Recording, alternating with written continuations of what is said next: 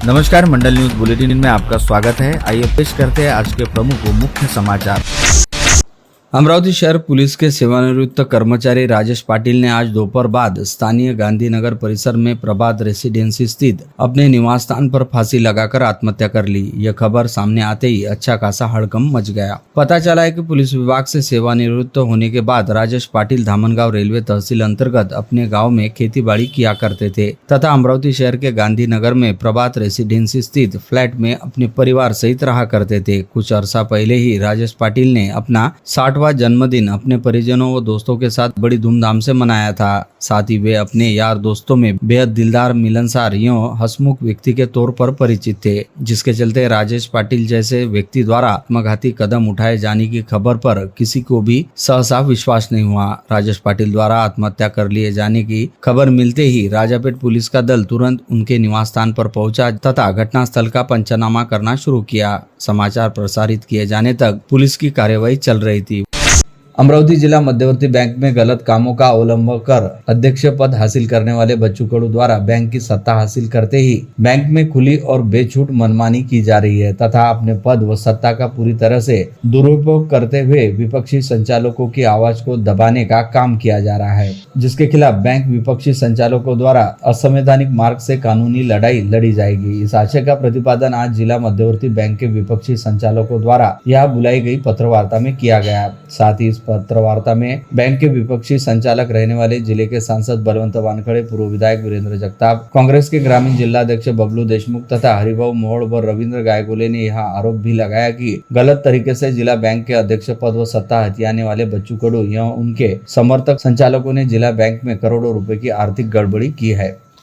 कई वर्षों से प्रतीक्षा के बाद जैसे तैसे बेलोरा स्थित अमरावती एयरपोर्ट का शुभारंभ होने के साथ अमरावती से मुंबई के लिए हवाई उड़ानों का सिलसिला शुरू हुआ था। हाल ही में शुरुआती दौर में अमरावती मुंबई अमरावती विमान सेवा का संचालन करने का जिम्मा रखने वाली एयर विस्तारा नामक एयरलाइंस द्वारा सप्ताह में केवल 3 दिन ही अमरावती से मुंबई के बीच विमान सेवा उपलब्ध करवाई गई थी। वही विमान के मुंबई से अमरावती आने तथा अमरावती से मुंबई जाने के टाइम टेबल को लेकर काफी हद तक असंतोष वाली स्थिति देखी जा रही थी, परंतु इसके बावजूद समाधान केवल इस बात को लेकर व्यक्त किया जा रहा था कि लंबे इंतजार के बाद अमरावती का नाम देश के हवाई नक्शे पर आ गया था। लेकिन जिस तरह से विमानतल के शुरू होने को लेकर अमरावती में राजनीतिक इच्छा शक्ति का अभाव देखा जा रहा था, लगभग उसी तरह से अब अमरावती से मुंबई हेतु विमान सेवा को शुरू रखने के लिए राजनीतिक इच्छा शक्ति का अभाव देखा जा रहा है। यही वजह है कि बमुश्किल 3 माह पहले अमरावती से शुरू हुई हवाई सेवा 3 माह के भीतर ही खिंचकोले खाने लगी है, जिसके तहत इससे पहले जहां एक और किसी न किसी वजह को आगे करते हुए अलायंस एयर द्वारा अपनी फ्लाइट्स को कैंसिल किया गया, वही अब यह जानकारी भी सामने आ रही कि शायद अब अलायंस एयर द्वारा अमरावती से मुंबई के बीच सप्ताह में 3 दिन के बजाय केवल 2 दिन ही हवाई सेवा का परिचालन किया जाएगा। शहर में बेहद भीड़भाड़ वाला क्षेत्र रहने वाले रास्तों पर चित्रा चौक से इतवारा बाजार होते हुए नागपुरी गेट की ओर जाने वाले उड़ान पुल का काम शुरू हुए लगभग 7 साल का समय बीत चुका है, परंतु इसके बावजूद भी इस उड़ान पुल का काम अब भी पूरा नहीं हो पाया, बल्कि आधे अधूरे उड़ान पुल की वजह से नागरिकों को अक्सर ही ट्रैफिक जाम सहित धूल धक्कड़ जैसी समस्याओं का सामना करना पड़ रहा है। ऐसे में राज्य सरकार, सार्वजनिक लोक निर्माण विभाग व ठेकेदार द्वारा दिखाई जा रही अनास्था पर संताप व्यक्त करते हुए पूर्व जिला पालक मंत्री डॉक्टर सुनील देशमुख ने मुंबई उच्च न्यायालय की नागपुर खंडपीठ में इतवारा बाजार उड़ान पुल का काम जल्द से जल्द पूर्ण करने की मांग को लेकर जनहित याचिका दायर की है। इस याचिका में सरकार के प्रधान सचिव, सार्वजनिक लोक निर्माण विभाग के कार्यकारी अभियंता तथा इतवारा बाजार फ्लाईओवर के निर्माण का जिम्मा रखने वाली साफेकर कंस्ट्रक्शन कंपनी को प्रतिवादी बनाया गया है। इस याचिका पर सुनवाई करते हुए न्यायमूर्ति नितिन सांबरे व न्यायमूर्ति सचिन देशमुख को 2 सदस्यीय खंडपीठ ने सरकारी अधिवक्ता को निर्देश जारी कर तीनों प्रतिवादियों को आगामी 7 दिनों के भीतर उड़ान पुल का काम कब पूरा हो सकता है, इसका रोड मैप अदालत के समक्ष प्रस्तुत करने का स्पष्ट निर्देश दिया है। इस जनहित याचिका के मद्देनजर अब यह उम्मीद बनती नजर आ रही है कि संभवतः कहीं जाकर यह उड़ान पुल रफ्तार पकड़ेगा।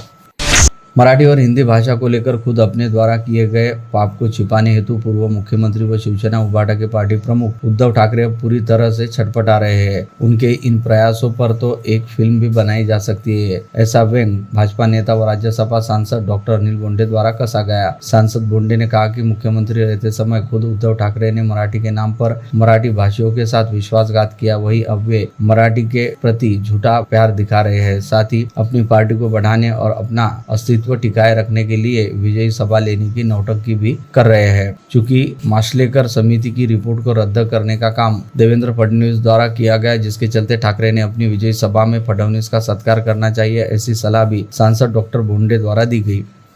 महाराष्ट्र के पूर्व कृषि मंत्री तथा राज्यसभा सांसद डॉक्टर अनिल बोंडे को न्यूयॉर्क में इंटरफेथ लीडरशिप का पुरस्कार से सम्मानित किया गया। उन्हें वैश्विक योग समुदाय के संस्थापक और सीईओ दिलीप कुमार थांकीपन और उनके सहयोगियों द्वारा इस महत्वपूर्ण प्रतिष्ठित पुरस्कार से सम्मानित किया गया। डॉक्टर बोंडे संयुक्त राज्य अमेरिका सहित वैश्विक स्तर पर अंतर्राष्ट्रीय पुरस्कार प्राप्त करने वाले पहले व्यक्ति बन गए हैं। डॉक्टर बोंडे को यह पुरस्कार मिलने से अंबानगरी की प्रतिष्ठा बढ़ी है। वलगांव थाने के एएसआई अब्दुल कलाम के निधन पर दुख व्यक्त करने सांसद बलवंत वानखड़े आज सवेरे उनके घर पहुंचे। इस समय कांग्रेस शहर अध्यक्ष बबलू शेखावत और पूर्व महापौर विलास इंगोली भी सांसद वानखड़े के साथ थे। अब्दुल कलाम की बेटियों ने सांसद वानखड़े को निवेदन देकर अपने पिता के लिए न्याय मांगा।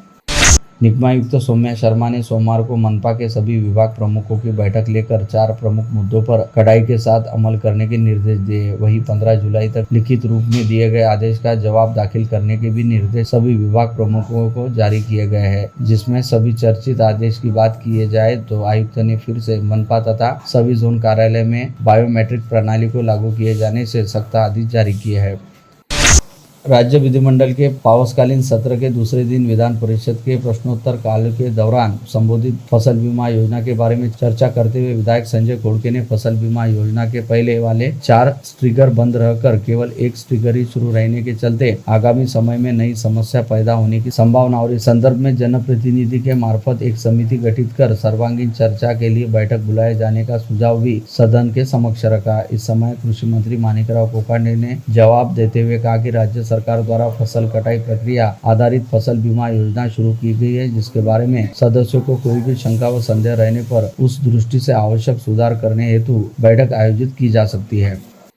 विदर्भ सिंचाई विकास निगम अंतर्गत चांदूर बाजार के पूर्णा मध्यम बांध से आज 2 गेट खोलकर पानी का विसर्ग किया गया है। यह जानकारी उप विभागीय अभियंता ने दी और बताया कि तटीय भागों में रहने वाले लोग अगले 48 घंटे सतर्क रहे। उन्होंने बताया कि बांध में 448 मीटर जलस्तर हो गया है, जो उसकी क्षमता 57.20% है। 56% से अधिक जल संग्रह होने पर पानी की निकासी आवश्यक हो जाती है। इसी प्रकार कैचमेंट एरिया में बारिश की संभावना देखते हुए 48 घंटे में और पानी छोड़ा जाएगा।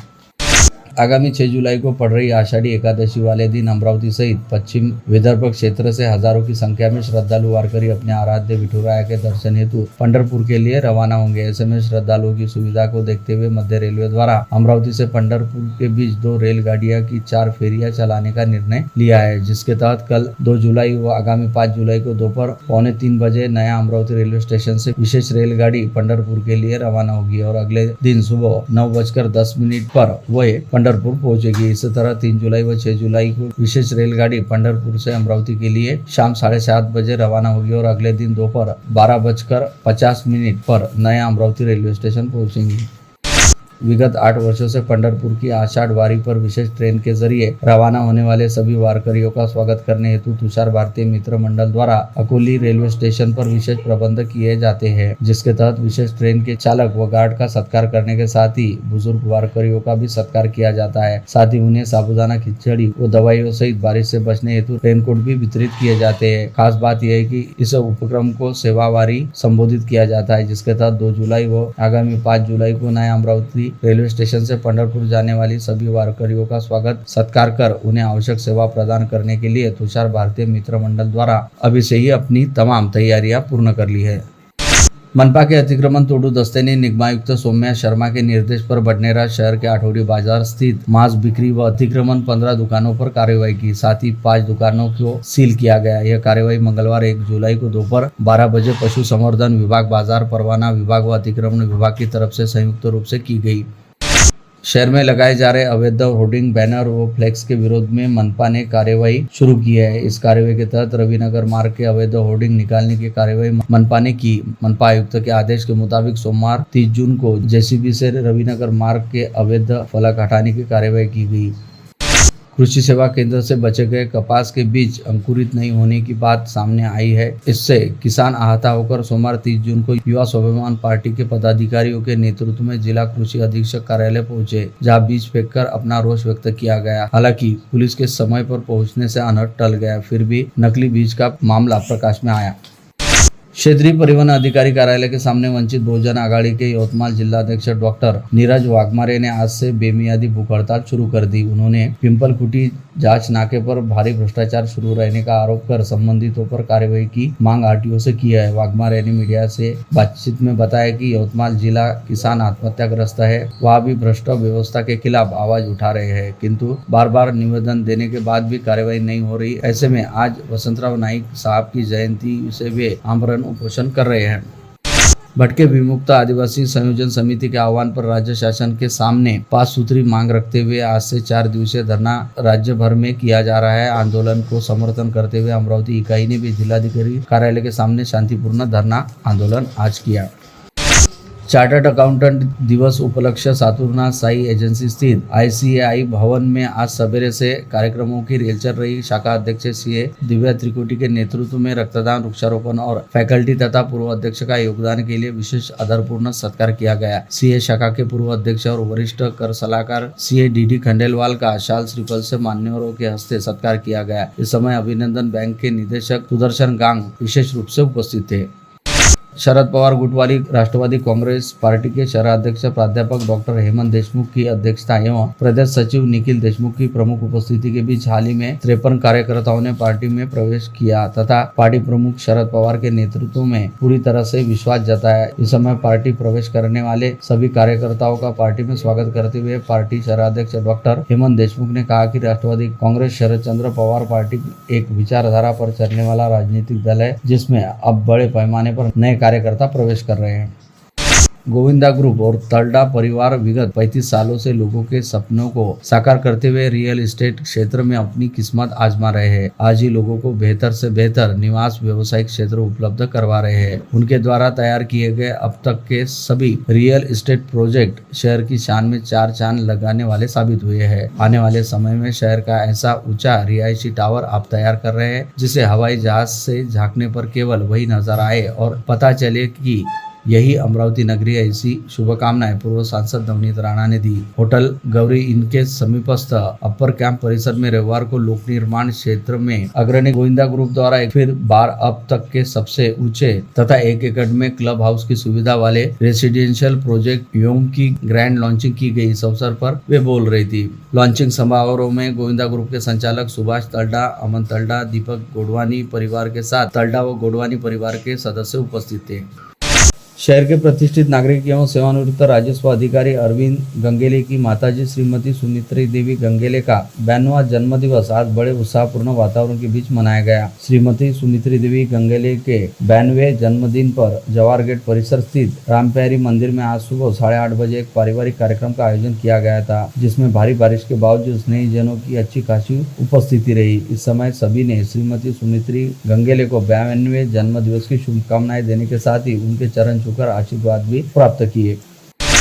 हर वर्ष मानसून में चिखलदरा में पर्यटकों की भीड़ बढ़ती है। इस सप्ताह शनिवार और रविवार को चिखलदरा में पर्यटकों की भीड़ काफी रहती है। कुछ सप्ताह तो वाहन खड़े करने पर्यटकों को जगह मिलना मुश्किल हो जाती। वाहनों की भीड़ बढ़ने के कारण मामूली दुर्घटना, आपसी विवाद भी होते हैं। इस कारण संपूर्ण मानसून में हर सप्ताह के शनिवार और रविवार को चिखलदरा में अमरावती मुख्यालय से अतिरिक्त मनुष्यबल भेजा जाएगा, ऐसा जिला पुलिस अधीक्षक विशाल आनंद ने सोमवार 30 जून को कहा।